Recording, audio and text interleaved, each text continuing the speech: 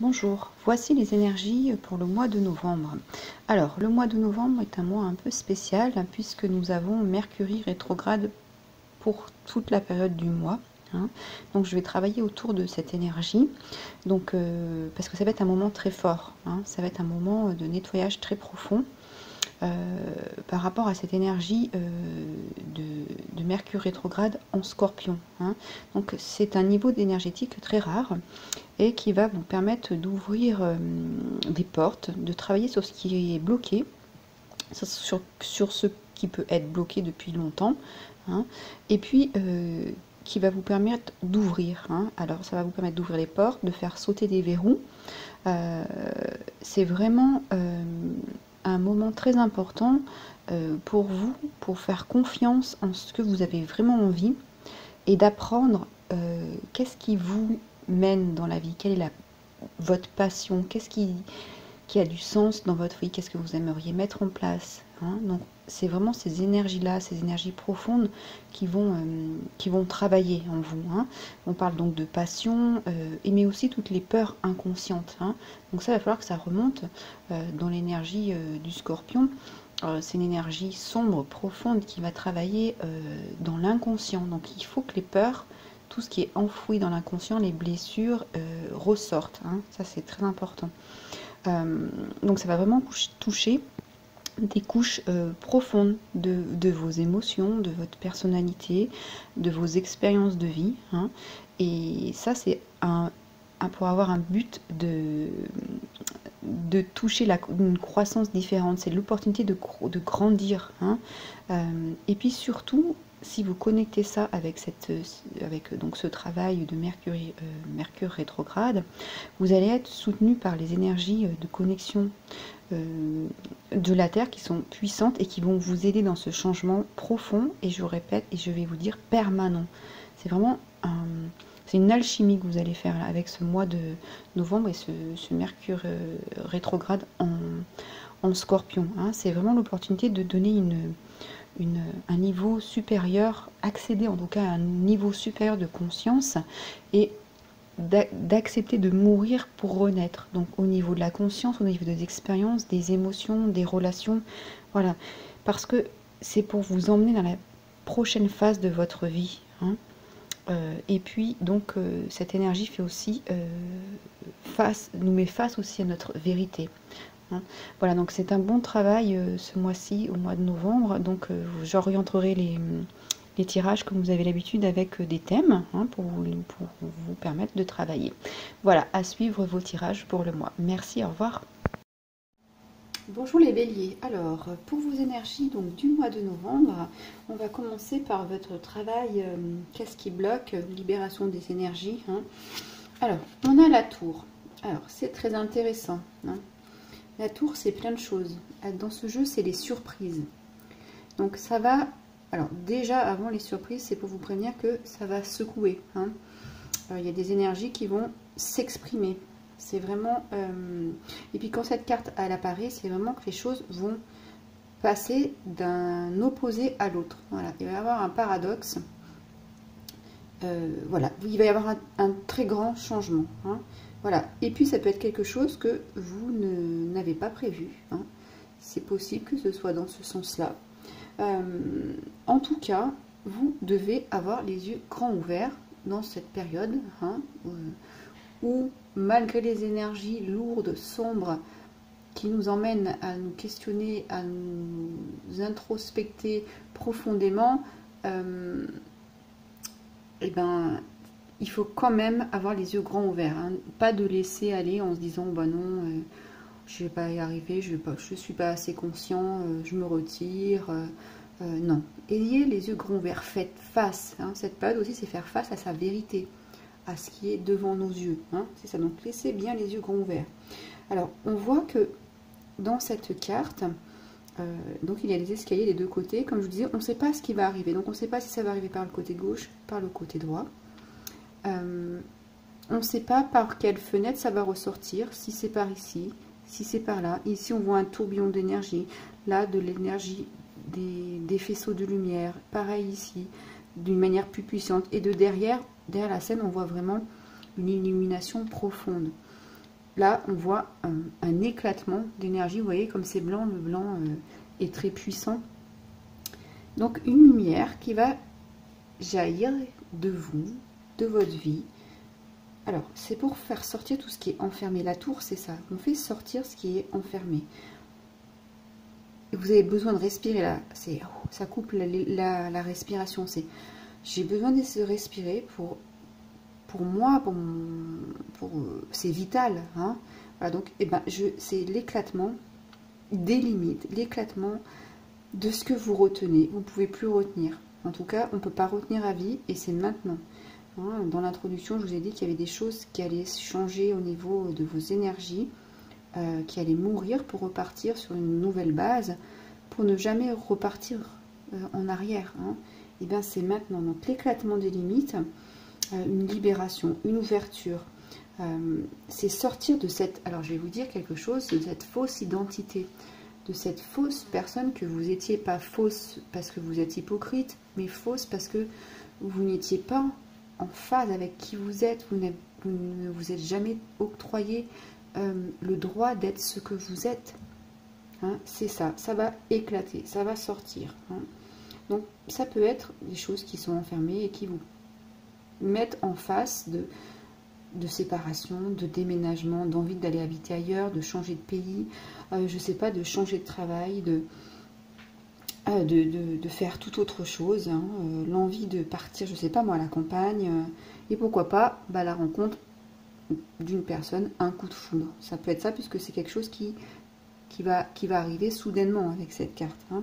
Voilà, donc quelque chose de très fort, très puissant, qui va vous bousculer et faire vibrer vos cellules pour que vous soyez au niveau énergétique différent. Donc ça va bousculer. Hein. Alors, au miroir, comprendre. Hein, et bien, on a l'ermite.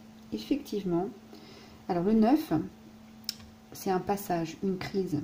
Une crise, un passage pour aller vers la sagesse. Donc c'est exactement ce que je vous disais tout à l'heure. Je ne vous ai pas dit le mot crise, mais un bouleversement, une crise, un changement d'état pour aller vers un autre. Et puis cet ermite marche à reculons. Donc regarde son passé, c'est ce qu'il a accompli, c'est le travail qu'il a fourni, et il éclaire son chemin, il sait ce qu'il a enduré, et quand il va se retourner, il va faire tout autre chose. Et là, il éclaire sa conscience. C'est tout à fait ça l'énergie du scorpion, là. C'est j'éclaire ma conscience pour faire un changement de conscience. Donc on est bien dans cette énergie-là. Cette carte, c'est une crise à laquelle il faut se donner. Donc, hein, c'est comme si on en avait deux fois la même information ici. Et l'ermite tient dans sa main un bâton rouge, un bâton d'action, un bâton qui va le mettre en réflexion pour agir. Hein.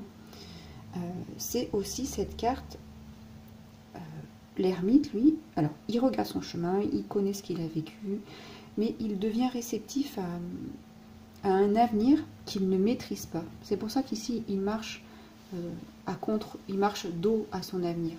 Parce qu'il ne le connaît pas, il voit que son passé. Donc là, vous allez changer pour avancer sur un chemin que vous ne connaissez pas, c'est que vous ne maîtrisez pas, hein, et c'est un passage vers l'inconnu. Alors, vous réécouterez plusieurs fois, parce que quand on est concentré sur son travail et que ça résonne en nous, on a besoin d'entendre plusieurs fois. Hein, ce sont des mots forts.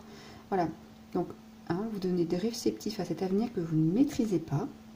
Et donc en introduction, je vous disais, on va travailler les peurs inconscientes. Et bien on est tout à fait là-dedans. Hein. Lui, l'ermite, va mettre de la lumière dans son inconscient. Et avec ça, vous allez être face à vos peurs. Hein. Voilà. Donc ce passage vers l'inconnu va vous apporter une autre sagesse. Et puis également une spiritualité que vous allez reconnecter ou que vous allez embellir. Hein. Voilà.